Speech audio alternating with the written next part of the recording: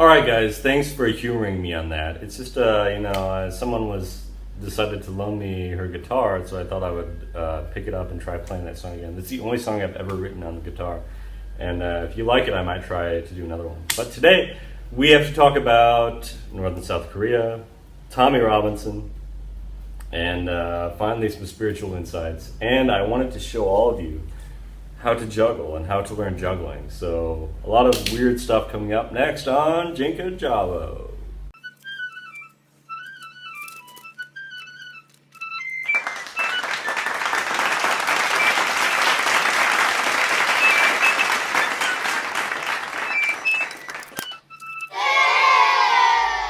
All right, so first of all, I was not exactly surprised, but delighted to hear about North and South summits coming up, and that Korea seems to be on the path to reunification.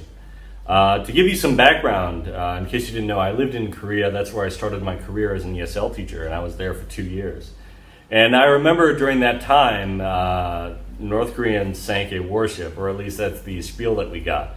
And several young South Korean naval officers were killed, and just young high school students, I believe. And I remember even my Korean friends were actually fearful of war. And so there's been the threat of war looming over the Korean peninsula for a long time, certainly before I was there and since I've been there. And, I didn't address it directly before, but just seeing Kim Jong-un, he was great in that movie, The Interview. Of course, it wasn't him. It was that great Korean actor who was also in Curb Your Enthusiasm and a few other good things. But anyway, I digress here. I just think that that's a sign that things are going to change. And I agree totally with Sargon and Styx who say that this is just the regime is trying to preserve itself back down as gracefully as it possibly can.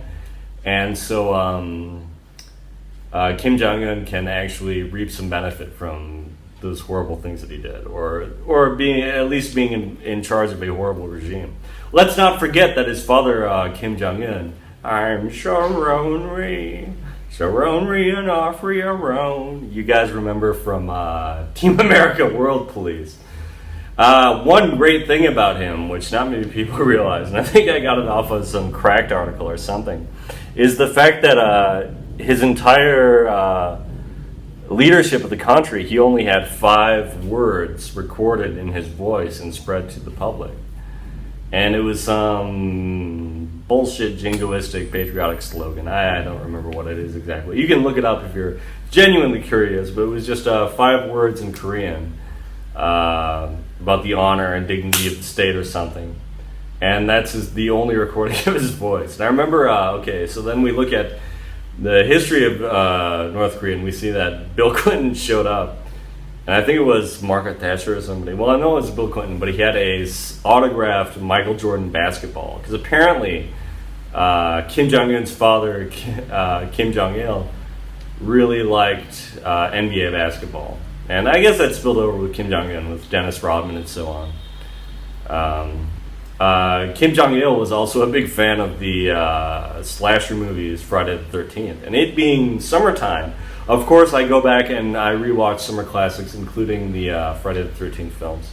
If any of you are interested in the 80s movies or anything, like I never talk about that stuff really, but there's a great channel, Decker's Shadow, and it was 2016. There was so much good YouTube in 2016. He did this whole long spiel where he reviewed every Jason movie and all that, and it was like the best, not just for that specific topic, like outdoing Cinemassacre, but it was also like really good in terms of just being unique and his own and well done. But anyway, I am not a movie critic, YouTuber. I'm a political guy. Anyway, so I just feel very optimistic about North Korea and South Korea. They're having their leadership or joint meeting, and there was a bit of a snaggle to it, of course, when South Korea did their routinely scheduled military drills, and that always irks the Norks up quite a bit. And so there's nothing new going on there. Donald Trump's letter was brilliant. I saw someone posted on my one of my many secret right-wing groups. Someone posted this some English teacher had gone through and corrected his whole letter, and it was all just, it was stylistic. He did nothing wrong. The letter was nothing wrong, and I say that as a qualified master's degree in English holding English teacher. I say that was a perfectly well-written letter. So that's all I have to say about it. But of course, everyone wants to dump on the Trump as happens, and that's what brings those of us who support him together. How much time have we got? 4:45. Okay. So, anyways, I'm very optimistic about what's going to happen in North Korea. And mark my words, it's going to be, you guys might laugh at the concept right now, but I am going to make a vacation to Pyongyang. I'm going to eat some boshintang, and I'm going to speak some South Korean dialect with my North Korean friends. And I'm going to order some weird foods, and I'm going to drink some tea, and I'm going to have some of their excellent soju, which is much stronger than the South Korean soju, which is, fine for lunch break or after work or whatever. But I want some real Stalinist, tanky soju. Like that would be the best. I've had it before, and I've ordered that since I made 3 trips to the border, I guess, 2 from Korea. And when you go near the border, they always have North Korean concessions, and among that you have some soju. And I bought an extra bottle for one of my older brothers, actually, and it's busted in my bag, so I ended up having to drink it. I'm sorry, man. Next time. You guys gotta come out here, and I'm trying to convince my family to come visit me out here anyway, because Vietnam is awesome.